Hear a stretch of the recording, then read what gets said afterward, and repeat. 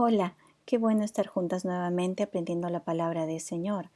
Espero que el Espíritu Santo nos pueda hablar al corazón y podamos aplicarlo para nuestra vida hoy. Estemos atentas a su voz. La lección pasada vimos que la tsunamita expresó de manera tangible su amor hacia el siervo de Dios, proveyéndole un aposento donde pudiese trabajar y descansar, orar, meditar en las Escrituras mientras estuviese ministrando en la tierra de Sunem.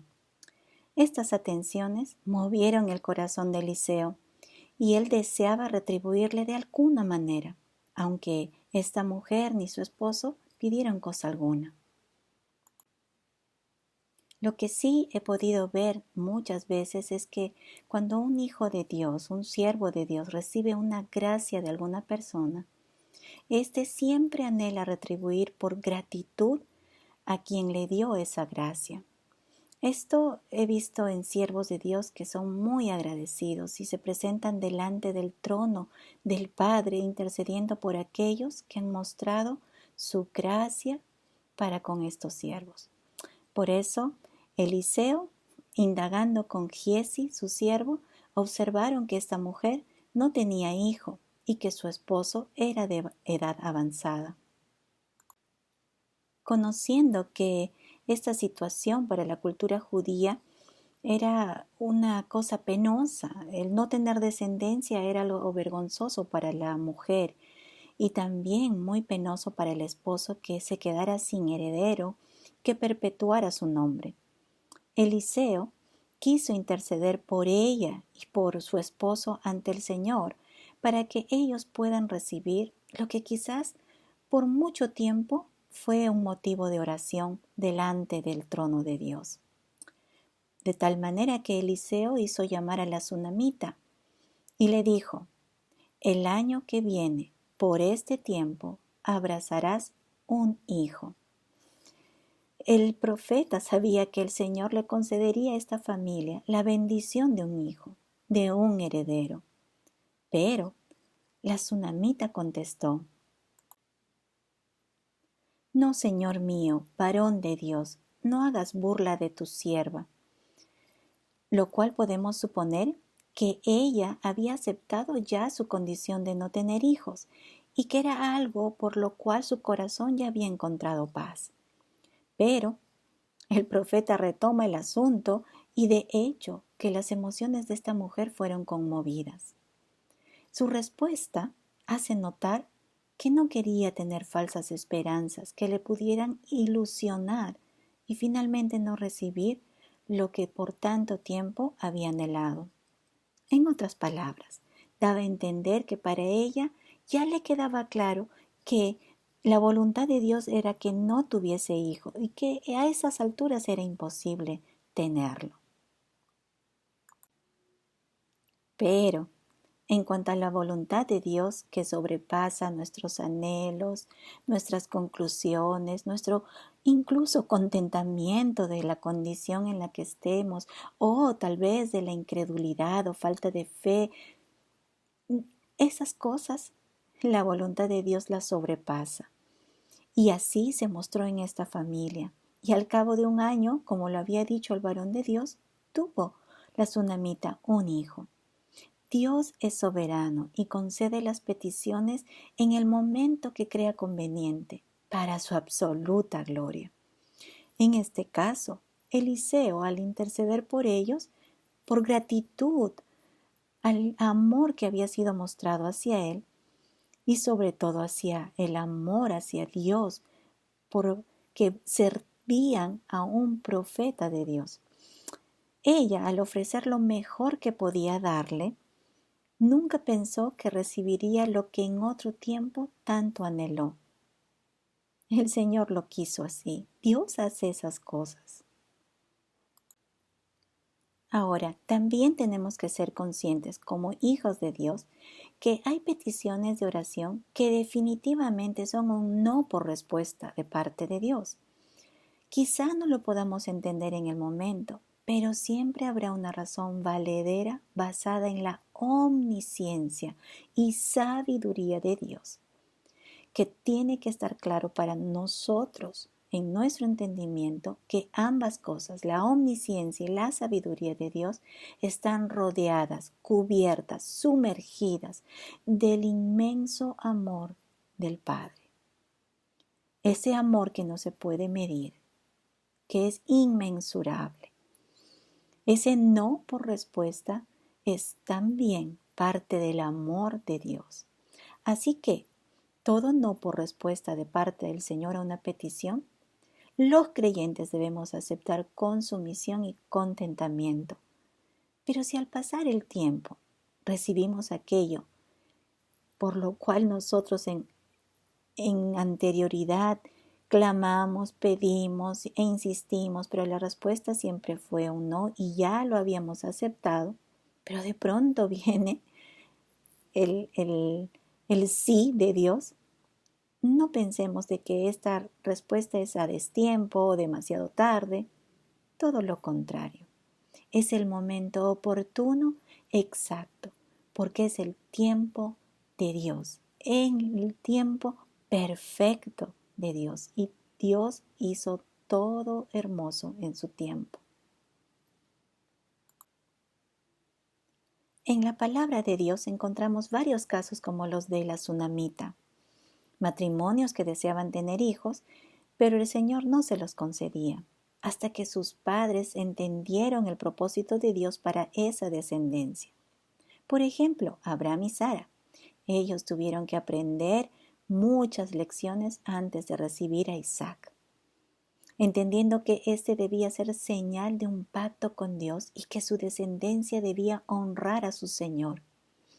Dios dice estas palabras de Abraham acerca de la descendencia en Isaac: porque yo sé que mandará a sus hijos y a su casa después de sí, que guarden el camino de Jehová, haciendo justicia y juicio, para que haga venir Jehová sobre Abraham lo que ha hablado acerca de él.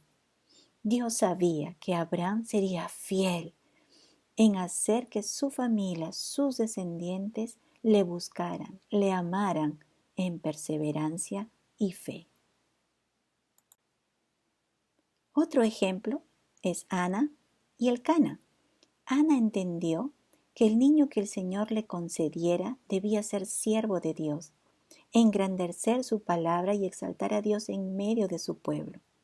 Y así fue.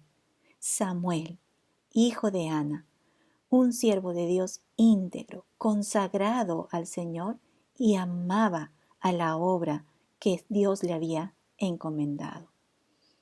Cuando Ana oró antes de tener a Samuel, dice la Escritura, hizo voto diciendo: Jehová de los ejércitos, si te dignares mirar a la aflicción de tu sierva y te acordares de mí, y no te olvidares de tu sierva, sino que dieres a tu sierva un hijo varón, yo lo dedicaré a Jehová todos los días de su vida, y no pasará navaja sobre su cabeza. Ana estaba consagrando a su hijo, si es que Dios se lo concediese. Un ejemplo más. Los padres de Juan el Bautista habían orado por un hijo por mucho tiempo, pero luego que comprendieron que su hijo tendría un ministerio maravilloso en el plan de Dios para la humanidad, que Él prepararía el camino para la venida y ministerio del Hijo de Dios, Jesucristo, entonces el Señor les concedió lo que tanto había anhelado su corazón. Dice en Lucas capítulo 1, verso 13, pero el ángel le dijo: Zacarías, no temas, porque tu oración ha sido oída, y tu mujer Elizabeth te dará a luz un hijo, y llamará su nombre Juan. Quizás a esas alturas Zacarías y Elizabeth ya habían aceptado el no por respuesta de parte de Dios ante la descendencia que ellos tanto pedían. Pero Dios no tardó su respuesta, la dio a tiempo. Con todos estos ejemplos y muchos más puestos en la palabra de Dios, tú y yo, como madres, debemos entender que si Dios nos ha concedido el serlo, no es para llenar nuestras expectativas o sueños, o no es algo natural que debía venir porque tenía que suceder. Es don de Dios. Él es el dador de la vida cuando quiere, como Él quiere y a quien quiere. El Señor nos ha dado con ello una tarea hermosa, pero con una responsabilidad tremenda. Nos ha dado descendencia para que entendamos que ésta debe honrar a su Creador después de nosotros. Debe honrar y enaltecer con su vida todos los días a su Dios, a su Señor. Por eso, no podemos estar jugando a la ruleta rusa con nuestros hijos. Nuestro trabajo es ser los instrumentos del Señor para que nuestros hijos sean los verdaderos creyentes que el Señor está buscando como descendencia. Tienen que ser siervos de Él. Ahora, esta batalla no es fácil. Se libra de rodillas y ejerciendo la autoridad que hemos recibido de parte de Dios, sin claudicar. Tenemos que instruir a nuestros hijos sin dudas ni temores. A cada uno de nuestros hijos debemos de llevarles a los pies del Señor Jesucristo para que dobleguen su corazón y voluntad al Rey de Reyes y Señor de Señores. Esto nos será demandado a ti y a mí. Ahora, tengamos en cuenta lo que el Señor nos dice en el libro de Deuteronomio, capítulo 4, verso 9. No es una sugerencia, es un mandato. Nos dice, por tanto, guárdate y guarda tu alma con diligencia para que no te olvides de las cosas que tus ojos han visto, ni se aparten de tu corazón todos los días de tu vida. Antes bien, las enseñarás a tus hijos y a los hijos de tus hijos. Esto no es una opción, es un mandato. El Señor nos ayude a ser fieles y cumplir este mandato, porque de ello depende la eternidad de nuestros hijos. Él mismo nos libre de pensar que podemos eludir esta responsabilidad y dejar que el mundo los cautive, en vez de que seamos nosotras las que les llevamos a que tengan una genuina relación con el Señor Jesucristo y con su iglesia. No podemos tardar, no podemos eludir este mandato, debemos actuar con valentía, con autoridad, sin claudicar, porque la vida de nuestros hijos depende de nosotros. ¿Por qué? Porque tenemos que crear los puentes para que el Señor obre en sus corazones. Pero si se los cortamos, entonces, ¿cómo Dios podrá obrar? Para eso nos ha puesto como madres.